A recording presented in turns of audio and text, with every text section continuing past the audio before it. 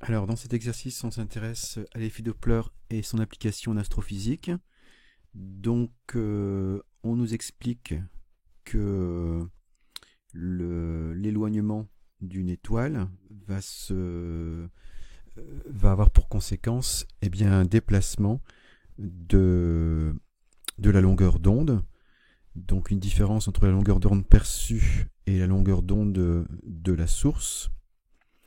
Et ça se traduit par Z, qui s'appelle le redshift. Alors, ensuite, on nous donne la formule qui permet de calculer la vitesse de l'éloignement d'une source en fonction des longueurs d'onde apparentes et de la longueur d'onde propre. Et ensuite, on nous donne la loi de Hubble qui permet de relier donc le redshift Z à la distance d à laquelle se trouve la source. Et puis, donc on nous dit que les valeurs observées pour le redshift vont d'une fraction de l'unité pour la plupart des galaxies à 4 ou 5 pour les objets plus lointains. Ensuite, dans ce document-ci, on nous donne le spectre d'absorption d'une étoile, de la galaxie NGC 691. Ici, on nous présente une configuration pour une étoile double, donc qui sont en mouvement avec l'axe de visée qui est perpendiculaire à l'axe qui relie les deux étoiles, avec la présentation du spectre observé dans cette configuration particulière. Ensuite, on nous donne l'évolution temporelle de la position d'une raie dans le spectre de l'étoile HD. Et puis, première question, donc en utilisant le document 3, déterminer la longueur d'onde médiane du doublet de l'ion Ca2+, dans le spectre de la galaxie. Donc, si on regarde le spectre de la galaxie, le spectre d'absorption, eh bien, on a bien affaire à un doublet puisqu'on a deux raies d'absorption. Donc, si on prend la valeur médiane comme il est demandé, donc c'est-à-dire entre cette valeur-ci, donc ici, ces deux valeurs-ci qu'on peut essayer de repérer. Et puis on prend la valeur médiane. Donc en fait, on va se trouver ici. Donc c'est 5310 plus une moitié. Nous sommes à 5315 angstrom, puisque les longueurs d'onde sont données en angstrom. L'angstrom est une ancienne unité qui vaut 10 puissance moins 10 mètres, et donc c'est-à-dire 0,1 nanomètre. Donc on peut répondre à la question 1,1. Donc la longueur d'onde médiane, donc on a pu lire avec le document 3, eh bien on peut prendre 5315 angstrom. C'est-à-dire 531,5 nanomètres. Alors, ensuite, question 1, 2. Alors, on demande de calculer la vitesse d'éloignement de la galaxie. Donc, pour ça, on va utiliser la relation qui nous est donnée. On nous dit que la formule donc ce qu'on appelle la formule de Doppler, donc V égale C fois la différence de longueur d'onde sur lambda 0. Donc on va avoir V, donc ça c'est la vitesse de la galaxie, ça c'est la célérité de la lumière, donc la différence lambda moins lambda 0 sur lambda 0. Donc on applique la relation qui nous est donnée. Donc ici, alors la vitesse de la lumière ici nous est donnée avec plus de précision. On nous donne une valeur de la vitesse de la lumière qui est donnée avec 5 chiffres significatifs. Donc on va les redonner. Donc ça sera 2,997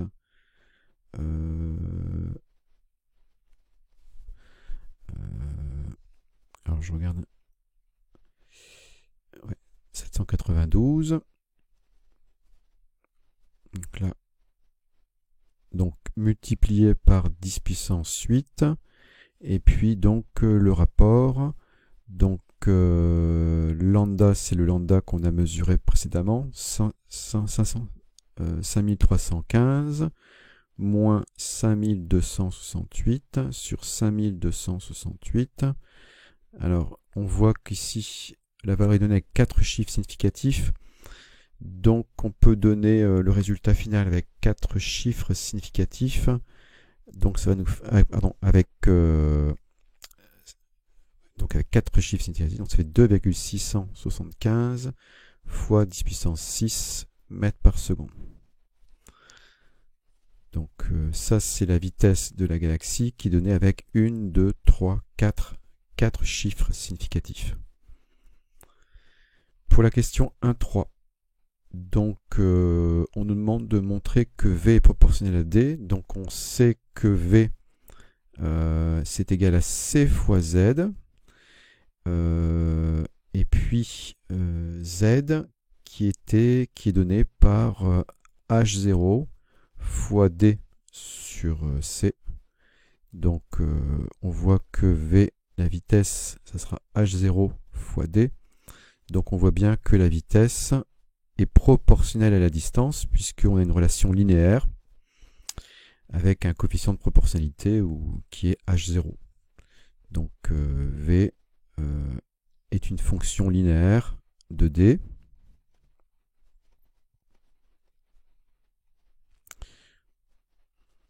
où V est proportionnel à D. Proportionnel. Alors, pour la question 1.4, des valeurs étaient données dans le document 2 pour Z. Alors, on nous disait dans le document 2 que les valeurs de Z étaient d'une fraction de l'unité et ça peut aller de 4 ou 5 pour des objets plus lointains. Donc, alors, ce qu'il faut bien voir, c'est que puisque V égale C fois Z, eh bien, dans le cadre de la relativité, V doit rester plus petit que la vitesse de la lumière. Donc Z doit être plus petit que 1. Donc l'expression qui est ici n'est pas applicable dans le cas où le Z serait supérieur à 1. Donc cette relation n'est applicable que pour les Z plus petits que 1. Pour la question de 1, donc on revient sur la situation du document 4, donc c'était cette situation-ci. Donc l'étoile A s'éloigne de l'observateur. Donc ici, on sait que la longueur d'onde va aller vers le rouge. Donc on a un effet Doppler avec un éloignement de la source, alors qu'ici, cette étoile-ci se rapproche de l'observateur. Donc tandis que lambda va vers les grandes longueurs d'onde, lambda B va vers les basses longueurs d'onde. Donc c'est la raison pour laquelle on trouve lambda B en premier et lambda A en second. Donc pour la question de 1, donc l'étoile A s'éloigne de l'observateur, tandis que l'étoile B s'en approche.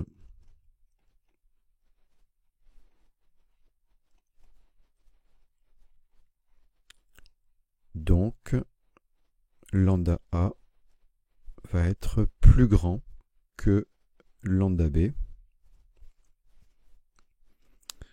Donc lambda est plus grand que lambda 0, tandis que donc car lambda est plus grand que lambda 0, tandis que lambda b sera plus petit que lambda 0. Donc forcément, lambda est plus grand que lambda b. Pour la question 2.2, alors, sachant que l'effet Doppler ne se manifeste pas lorsque le vecteur vitesse de la source est perpendiculaire à la direction de visée, donc en fait, dans cette configuration 3, alors dans la configuration 1, on va les passer en revue.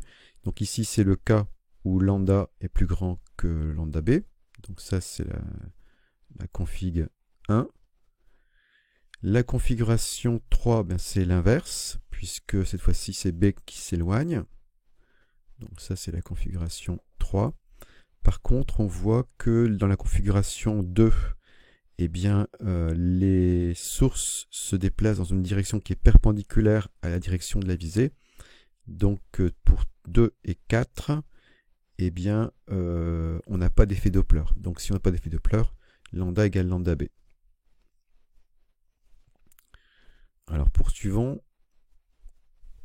Alors pour expliquer pourquoi l'évolution temporelle des spectres est périodique de période t sur 2, eh bien, si on regarde les différents spectres, et puis si on relie ça aux configurations de l'étoile double, donc ils sont les configurations qui sont ici. Donc on voit bien que au niveau du spectre, on aura une répétition. Et dans la mesure où les étoiles A et B jouent des rôles symétriques, donc on pourra avoir par exemple ce spectre d'absorption, donc avec les longueurs d'onde pour l'étoile A et l'étoile B. Et puis donc un demi-tour plus tard, et on aura un spectre d'absorption qui va être similaire avec lambda B, lambda A. Mais donc ça c'est après une durée d'une demi-période. Et au final, quand on va observer les spectres, on ne verra pas la différence. On ne verra pas que c'est A et B. Donc on aura un résultat de même nature à chaque fois après une demi-période. Donc ça, on va s'en servir pour déterminer la période T à laquelle tournent les étoiles l'une autour de l'autre. Alors, ce qu'on va prendre, c'est des configurations similaires. Alors, comme configuration similaire, on peut prendre celle-ci, qui est similaire à celle-ci. On peut aussi prendre la configuration celle-ci, qui est identique à celle-ci. Et puis, on pourrait aussi prendre la configuration qui est celle-ci, avec donc celle-ci. Donc les durées qui s'écoulent entre ces configurations sont très proches. Donc si on calcule pour les deux vertes, donc 1,886 moins 0,061, donc la durée qui s'écoule c'est 1,825 jours. Si on prend les deux noirs, donc ça fera 2,148 moins 0,334. Donc la durée qui s'écoule, c'est 1,814. Et puis entre les deux rouges, 3,145 moins 1,152, ça nous donne une durée de 1,993 jours. Donc on peut prendre la moyenne de ces trois valeurs. Donc si on prend la moyenne des trois valeurs, donc en faisant la somme et en divisant par 3,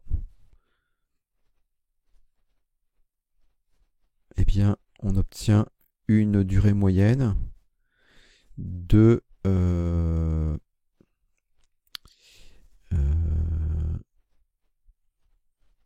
1,87. Donc 1,87 jours. Donc ça c'est pour une demi-période, comme on l'a expliqué tout à l'heure. Donc ce qui nous donne une durée moyenne, une période T, donc qui est donc sensiblement égale à 1 fois 1,87. Et ça nous donne quasiment 3,8 jours.